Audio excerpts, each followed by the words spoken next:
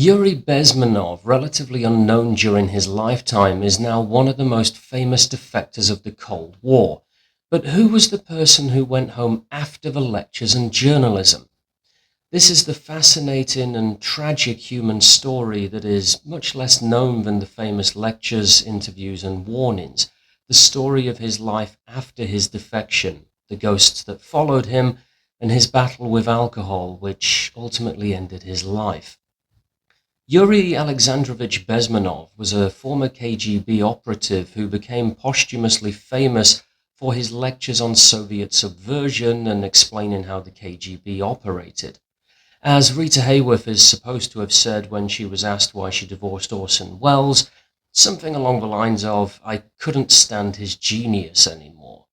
The sources of many things that made Yuri Bezmenov charming, brave, and a maverick were the sources of things that made him difficult to be around, to work with, or to maintain relationships with, and to be cold, skeptical, and excessive. Much of his life is still obscure. After all, he was obscure until a few of his lectures went viral about a decade ago. But in recent years, his former wife and his daughter were interviewed by Jorge Barrera, and the interest in Bezmenov led to some declassification of Canadian Cold War files relating to spies, defectors, and some regarding Bezmenov himself, providing more detail about his unusual and complicated life.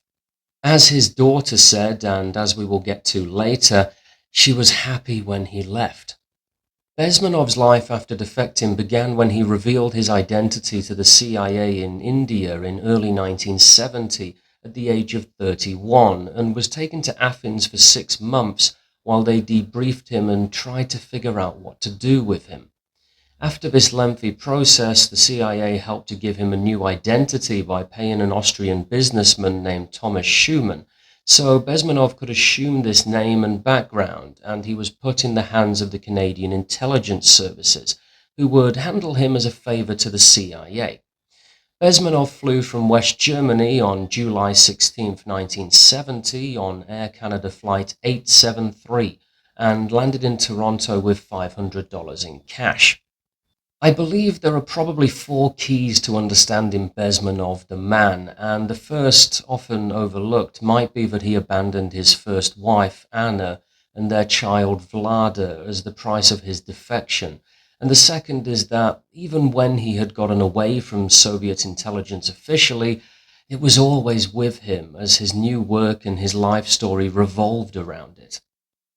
The first is such a huge blow psychologically that one has to assume that they were always in his thoughts throughout his life and fears about what might have happened to them. One of the recently declassified documents makes a claim, amid heavy redactions, that Bezmenov tried to bring his wife to Canada after it was established that he had defected.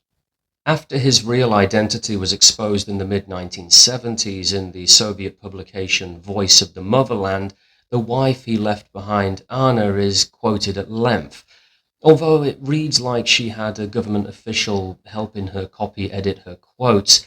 No doubt the emotions were real. When my husband disappeared in February 1970, my daughter was only 3 months old. I was convinced that my husband had been killed. I had always been healthy and active, and now I had a 3 month stay in a clinic with a serious heart condition. So far, my little 9-year-old girl is happily ignorant of her father, but soon I'm going to have to explain to her what he did. My own anguish is nothing compared to the child's. He met 28-year-old Tessie Lucina from the Philippines in 1973, and they began dating, despite the protests of Tessie's mother and Bezmenov's handlers, and married in 1977. Not long after, Tessie received a few threatening phone calls from some mysterious foreign voice in what sounded like a Russian accent, although they stopped. They had 2 children, Tanya and Jonathan. Most of the time, though, he was away during their childhood, and when he was home, he would bond with them in his own peculiar way. As Tanya said, quote, "He lived with us for a few months, and then he didn't live with us for a few months. Then he was back, and then he was gone for a year." A glimpse of how he interacted with his children can be read in postcards that he used to send to them when he was working away. They contain his humour and playfulness, but always underlined with a seriousness that it appears he couldn't let down for very long. In these postcards, he writes things like, "People who need people are the luckiest people in the world. Barbara Streisand, Jesus F. Christ," and sending them newspaper articles he had taken an interest in, rather than something that a child might be interested in. Like the persistent issues he had time and again in marriage or relationships with colleagues, it seems like he couldn't fully interact with his children like they were children, or remove his background from the way it formed his psyche from their relationship. His daughter said that they had some fun and some happy memories, but her father left a harsh impression and often overreacted. When she was between 8 and 9 years old and her brother around 5 or 6, their father tried to teach them how to read directions by looking at shadows and the position of the sun, and then left the children alone in the wooded parts of the Parc Mont-Royal in Montreal to find their way home. Further, he taught them self-defense, pellet-gun practice, and early morning runs. It might have been helpful and beneficial if they had been older, but it didn't leave a good impression on his children.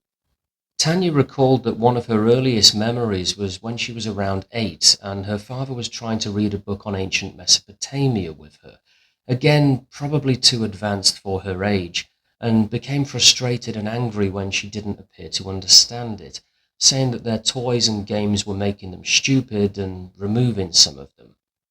His son, Jonathan, has never given a public interview, at least as far as I have been able to ascertain, and his sister said that her brother was largely fearful of their father as a child due to his seriousness and outbursts. The third key to understanding Bezmenov was alcohol. He only alluded to it in World Thought Police when talking about incidents in India that led up to his defection. "At moments like these, I needed a glass of vodka or a good friend to talk to." It is difficult to ascertain how in control he was over his alcohol consumption before his defection, but in the years after he became Thomas Schuman, it became more and more of an issue. One of the intelligence reports between his handlers at this time, from Sergeant F.B. Pratt, said, "It is worth noting that the subject does drink considerably, although on the last occasion he claimed to have given it up." With help from his handlers, Bezmenov began his life in Canada and soon had a position as a copy editor for the Globe and Mail, but he left it after a few months because he had been accepted as a graduate student in the East Asian Studies department at the University of Toronto. He used to take long drives in the countryside by himself and told his handler that he felt like he was, quote, "in a kind of vacuum." In one of the declassified files, an immigration counselor who met Bezmenov during this time described him as an introvert, dull type. In August 1972, just over 2 years after arriving in Canada, Bezmenov moved to Montreal and began working for the Russian language division of Radio Canada International, delivering news and discussing topical events in Russian for their programs that were broadcast into the Soviet bloc. It was his first big break, but also his first major scare. Just 2 months later, in November, a colleague in the division invited Bezmenov out for drinks to meet another Russian expat. Bezmenov freaked out. He was certain that the person he was introduced to was a Soviet spy. "I can recognize the type from experience. He was restless, nervous, and would not answer straight." Maybe somebody had recognized his voice. In 1973, Bezmenov had both good and bad fortune. He was working for the CBC and doing work that he enjoyed, but he was having issues with his colleagues. Bezmenov believed that Soviet intelligence had people near him, which might very well have been true, but some of his colleagues suspected Bezmenov himself of being a Soviet mole, producing shouting matches in the newsrooms. These issues never fully went away over the coming years until he left the CBC in 1976. The Canadian intelligence files from the time appear to downplay a lot of Bezmenov's concerns over what he called his enemies, with one report calling them, quote, Schuman's Tempests in a Slavic Teapot. But from his point of view, his fears may well have been justified. His background and real identity were exposed by the Soviets in 1976, and if you put yourself in his shoes, to him, these were real issues to be fearful of, and having been trained as he had been, he was aware of how spies and moles operated. But regardless of this, or because of this, he struggled with paranoia and struggled with relationships, whether working or personal. Coming from the background he came from and the time period in which he lived, it seems likely that glasses of vodka while socializing or at the end of the day wouldn't have been seen as much of an issue. But the various issues that arose from his life as a defector made him start taking that extra glass on an extra bad day, or to drink when no one else would. Several of the reports as the decade continued describe his contacts calling or visiting him in the afternoon to find him inebriated or sleeping off a hangover. The fourth key to understanding this person behind the message is that although many people nowadays think that he got his message out successfully, he didn't look at it this way. His daughter might have summed it up best by saying that her father, quote, saw himself as a prophet. But few people listened. One of the intelligence reports from 1983 says, while Schuman settled in Canada, becoming a Canadian citizen, he became embittered when his anti-Soviet Holy War did not receive the sympathetic audience he had hoped for. In 1976, Bezmenov was forced to resign from the CBC, allegedly over pressure from the Soviet ambassador. A report from the Times says he feels he will cut down his heavy drinking once he is away from the CBC.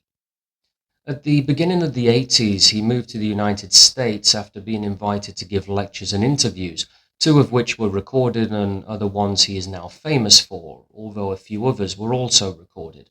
Some intelligence reports from 1979 say that Bezmenov and Tessie were already living separately at that time, but in 1982, the year Jonathan was born and Bezmenov had moved to Los Angeles, Tessie and the children joined him there for a while. Tessie still had a job as a hospital laboratory technician in Montreal, though, and when her leave of absence was up, she resumed it, with the children and her living in Montreal, and Bezmenov usually on the road with occasional trips back to see them.